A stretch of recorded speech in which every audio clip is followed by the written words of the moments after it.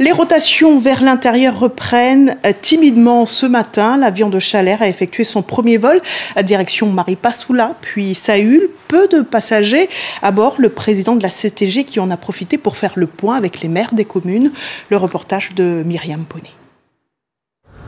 Aéroport Félix Éboué, le premier vol de la compagnie Chalère, affrété par la collectivité territoriale de Guyane, est en phase d'enregistrement.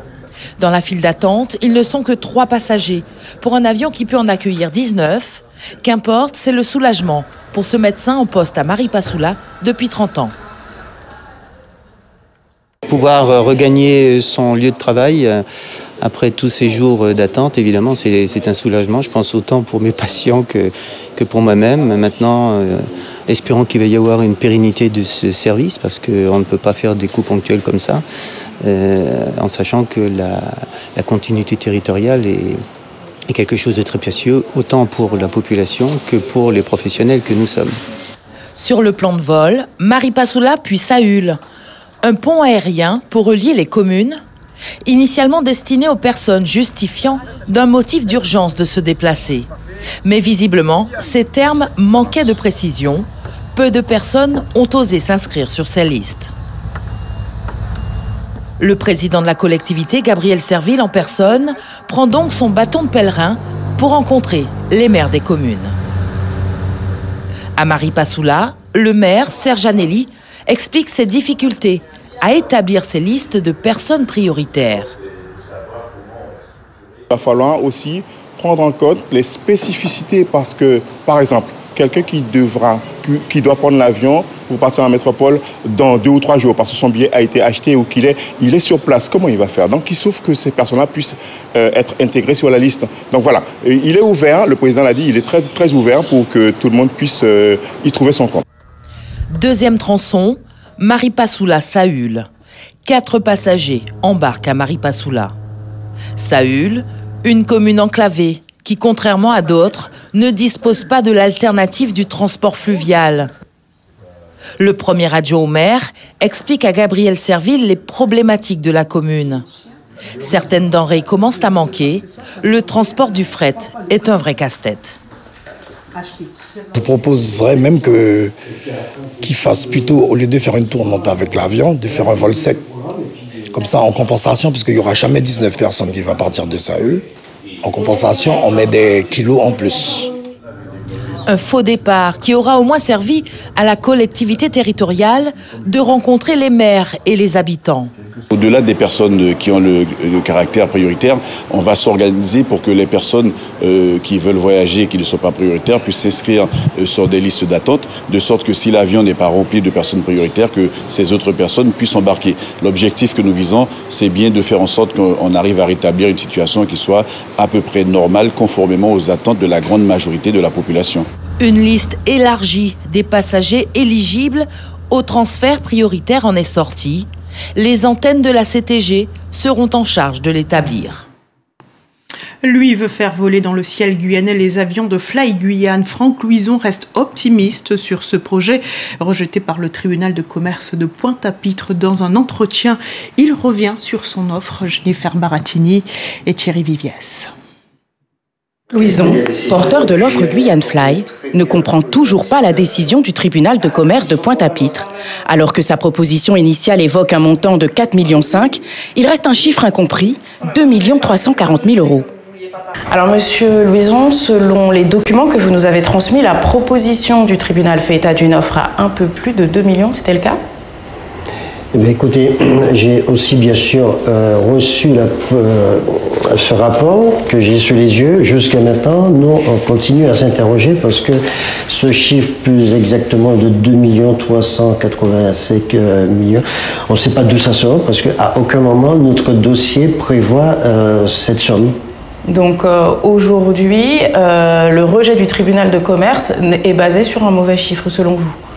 Je ne sais pas sur quoi est basé exactement le rejet, mais c'est certes, il y a des incohérences, qu'on se pose des questions. Et malheureusement, la loi est faite ainsi que nous ne pouvons pas faire un recours ou même demander des explications. Alors aussi, il y a un autre événement important également dans ce dossier, c'est que la DGAC, donc la Direction Générale de l'Aviation Civile, l'organe qui gère le transport aérien, envoie un mail à votre avocat la veille au soir de la convocation au tribunal. Il dit quoi, ce mail?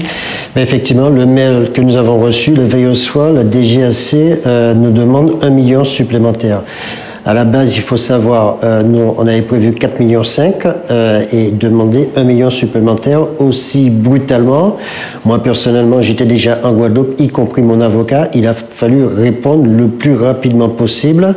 L'investisseur met le million sur la table, million à la base prévu pour la réparation de 2 autres avions non essentiels au démarrage de l'activité. Malgré ce million, l'offre est rejetée. Elle est également rejetée pour une autre raison, manque de soutien public. Vous n'aviez donc pas le soutien de la collectivité territoriale de Guyane? Nous, en notre qualité d'investisseur, certes, nous nous sommes adressés à la CTG pour leur faire part de notre intention de créer la compagnie, tout en précisant avec une reprise de l'intégralité du personnel.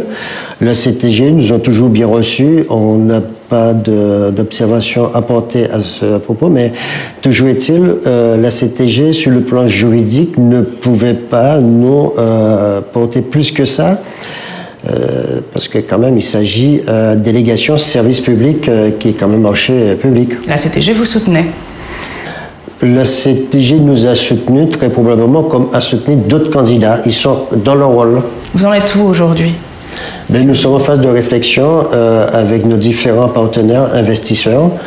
Parce que nous, on se dit il faut que la Guyane soit dotée d'un jour l'autre de sa compagnie, propre compagnie aérienne. Vous y travaillez? Oui, je travaille. Nous aurons prochainement une compagnie aérienne locale? Prochainement, je ne peux pas faire de promesses parce que c'est quand même, ça reste l'exercice très difficile, mais en qualité d'investisseur, nous, on n'a pas lâché pour autant. Et dans quel état d'esprit vous êtes? Battant, comme toujours, à travers nos différentes activités. On n'a pas communiqué aux AG. Sur le plan juridique, le porteur de l'offre ne peut faire de recours. Seul l'ancien propriétaire de Caire, le procureur et les salariés, à travers leur CSE, peuvent faire appel. Dans ce dossier, ils ont jusqu'au 9 octobre pour se manifester.